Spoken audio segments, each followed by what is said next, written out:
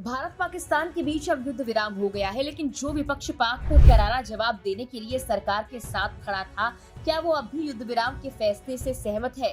Congress party, Akhilesh Yadav, Mehbooba Mufti समेत तमाम विपक्ष के नेताओं का क्या कुछ कहना है, बताते हैं आपको इस वीडियो में। भारत पाकिस्तान संघर्ष विराम समझौते पर पीडीपी प्रमुख महबूबा मुफ्ती ने कहा, सबसे पहले मैं इसमें हस्तक्षेप करने के लिए अमेरिका के डोनाल्ड ट्रंप को धन्यवाद देना चाहूंगी। उन्होंने और क्या कुछ कहा, सुनिए। पहले हम डोनाल्ड ट्रंप का शुक्रिया अदा करेंगे कि इन्होंने इसमें इंटरवीन किया, और उसके साथ साथ मैं अपनी मुल्क की लीडरशिप को भी मुबारकबाद देना चाहती हूँ, और पाकिस्तान का भी हम शुक्रिया अदा करना चाहते हैं कि इस वक्त दोनों मुल्क आपस में जो है सीज़ फायर के लिए एग्री कर गए। क्योंकि सबसे ज़्यादा जो तकलीफ़ होती है जब हमारे मुल्क और पाकिस्तान के बीच में जंग होती है, तो वो जम्मू कश्मीर के लोगों को होती है। ये बॉर्डर स्टेट है, और जो भी जंग लड़ी जाती है हमारे बॉर्डर्स के ऊपर लड़ी जाती है।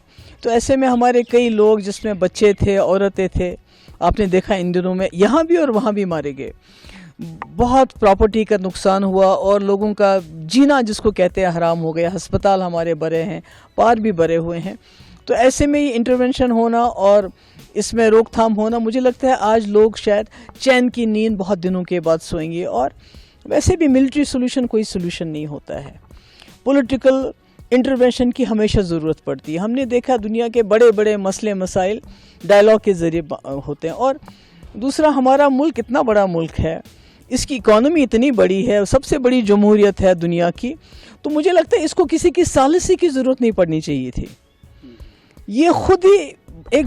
जम्मू कश्मीर के सीएम उमर अब्दुल्ला ने कहा, मैं संघर्ष विराम का स्वागत करता हूं। अगर ये 2 से 3 दिन पहले हुआ होता तो इतनी जानें नहीं जाती। जम्मू कश्मीर और बाकी इलाकों में कायम किया। अब मौजूदा जम्मू कश्मीर की हुकूमत की अब जिम्मेदारी बनती है कि जहाँ जहाँ नुकसान हुआ है, नुकसान का हम मुआयना करें, असेसमेंट करें डैमेज, और उस नुकसान का जो है लोगों को हम रिलीफ पहुंचाना शुरू करें।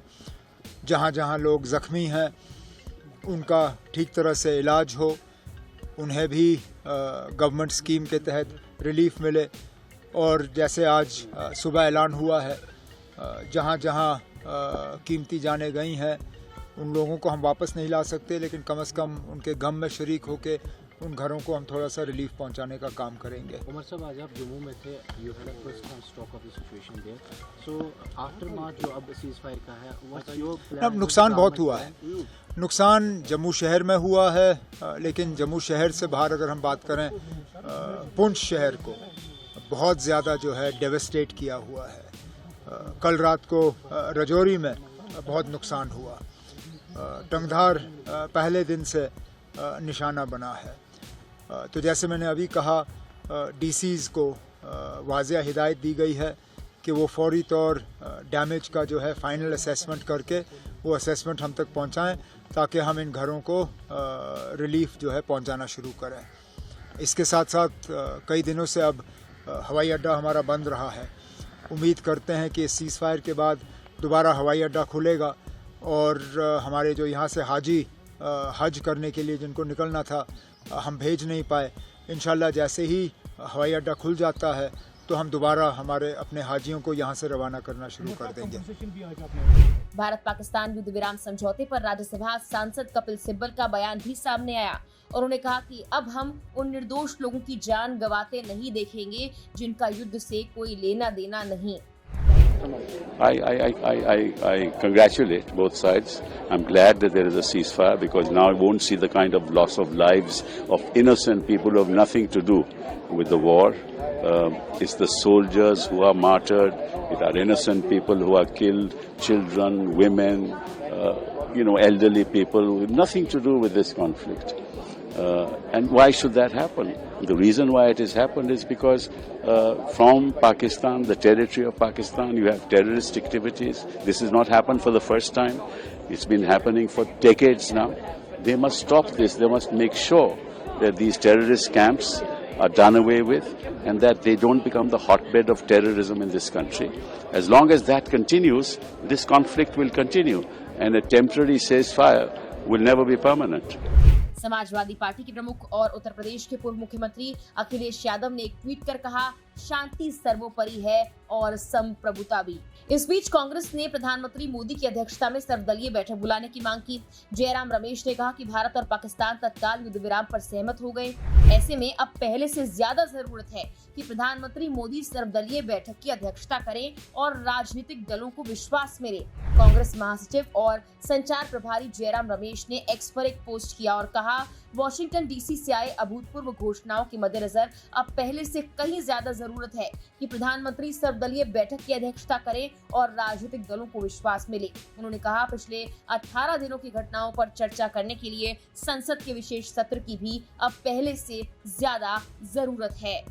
भारत पाकिस्तान के बीच गोलीबारी और सैन्य कार्रवाई रोकने के लिए बनी सहमति पर कांग्रेस नेता पवन खेड़ा का बयान भी सामने आया। उन्होंने कहा, यह अभूतपूर्व है और हमें अमेरिकी राष्ट्रपति से ये पता लगा।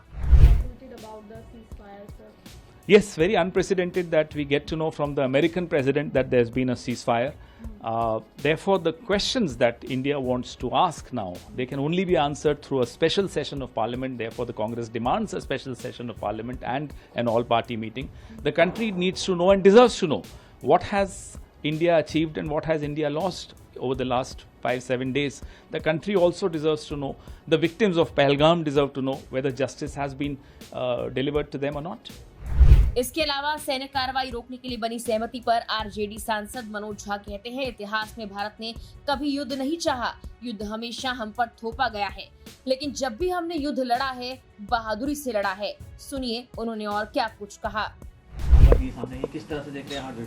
देखिए, मेरा एक तो स्पष्ट मानना है कि हिंदुस्तान ने पूरे इतिहास उलट के देखिए, कभी हमने युद्ध नहीं, कब युद्ध में हम घुसे नहीं, हम पर थोपा गया, लेकिन जब लड़े तो बहादुरी से लड़े।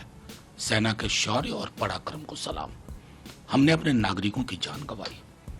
पहलगाम, उससे पहले कांधार से ही अगर मैं कहानी शुरू करूं, लंबी फेहरिस्त है और सब जानते थे, पूरी दुनिया के सारे मुल्क जानते थे कि ये आतंक की प्रयोगशालाएं कहां चल रही हैं। मैं सिर्फ इतना कहूंगा, जो स्पष्ट है, जंग नहीं चाहते, ठीक है, संदेश गया या नहीं, क्योंकि हमें आगे अपने नागरिकों की जान गंवानी नहीं। अभी भी हमारी सेना ने प्रिसीजन के साथ ओनली टारगेट लैबोरेटरीज पर, जो आतंक की प्रयोगशाला है, उनको अटैक किया, सिविलियन टारगेट नहीं, इवन मिलिट्री एस्टैब्लिशमेंट नहीं। बदले में पाकिस्तान की ओर से क्या नापाक कोशिश हुई, हमारे सिविलियन कैजुअलिटी पूरे बॉर्डर एरिया में, खास करके जम्मू में। आज हमने जम्मू में एक ऑफिसर को खो दिया। ये फर्क है हिंदुस्तान और पाकिस्तान के मिलिट्री एस्टैब्लिशमेंट का भी। पाकिस्तान की जो मिलिट्री एस्टैब्लिशमेंट है, या तो सरकार में रहती है या अपने जैसी सरकार चाहती है। हमारी एक प्रोफेशनल कमिटेड आर्मी है, जिसका पॉलिटिकल इंक्लिनेशन नहीं। ये फर्क इन 3-4 दिनों में भी दिखा। बस संदेश स्पष्ट जाना चाहिए। हालांकि जो चीज असहज करती है थोड़ा, अगर director general of military operation Pakistan ने कॉल किया और बातचीत हुई, पहला ट्वीट कमाल की बात है, भारत जैसे देश के बारे में, एक बहुलवादी विशाल लोकतंत्र के बारे में डोनाल्ड ट्रंप कर रहे हैं, मध्यस्थता वो कर रहे थे।